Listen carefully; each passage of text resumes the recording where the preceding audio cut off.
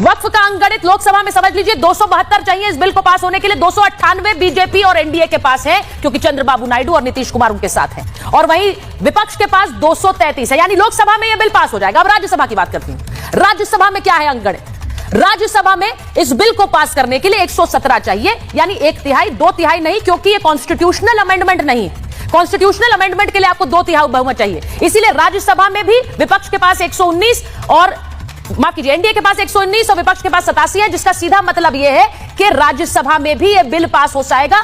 यानी कि वक्फ बिल संसद में कल आ रहा है और इसके आगे कोई रोड़ा नहीं है। इसीलिए एक बैठक भी हो रही है। मैं आपको सबसे पहले जरा सुनवाती हूं कि इस बिल के आने से और इसकी खबर के आने से कैसे हड़कंप मच गया है, बयान क्या आ रहे हैं, क्योंकि सियासतदानों के बयान सुनिए, उसके बाद वक्फ की पोल खोल रिपोर्ट आपको दिखाऊंगी। पहले सुनिए।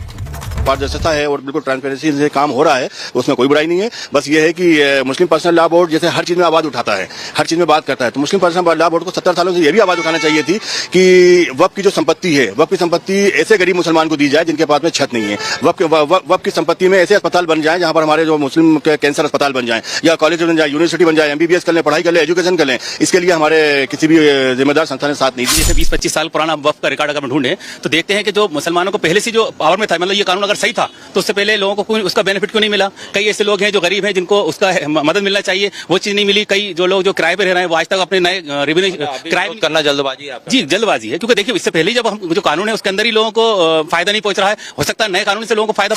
मैं इस बिल का स्वागत करता हूँ क्योंकि मैं खुद एक औकाफ की प्रॉपर्टी में रह रहा हूँ। मेरा फैमिली मैटर था चाचा को लेकर, मैं कई बार वक्फ बोर्ड गया, वहाँ मेरी कोई सुनवाई नहीं हुई।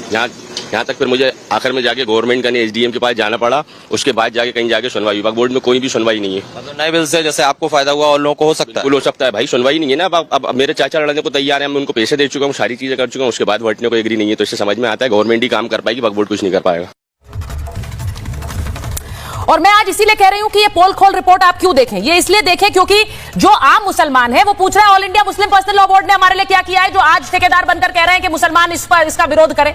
जो आम मुसलमान है वो ये बता रहा है हमारी जमीन कैसे हड़प ली गई, हमसे कैसे उस पर किराया लिया जा रहा है, जो और वो भी कई गुना ज्यादा। ये सब दिखाना इसीलिए जरूरी था क्योंकि कैसे एक आम मुसलमान को कोई फायदा नहीं हो रहा है। मैं आपको यह बता दूं कि इस वक्त मेरे साथ सैयद नसरुद्दीन चिश्ती जुड़ रहे हैं, जो कि उत्तराधिकारी हैं, सज्जादा नशीन है अजमेर दरगाह के। बहुत बहुत स्वागत है आपका चिश्ती साहब। और सवाल मेरा सबसे पहले आपसे यही है कि आप एक ऐसी आवाज है मुसलमानों के लिए जो खुलकर कह रहे हैं कि इस बिल पर भरोसा करिए, जो कह रहे हैं कि इसमें कुछ गलत नहीं है, जो कह रहे हैं कि अफवाहों पर ध्यान न दें। देखिए, मेरा मानना यह है कि इसमें कहीं डिस्प्यूट नहीं है कि हर स्टेक होल्डर ये चाहता था कि बिल आने से पहले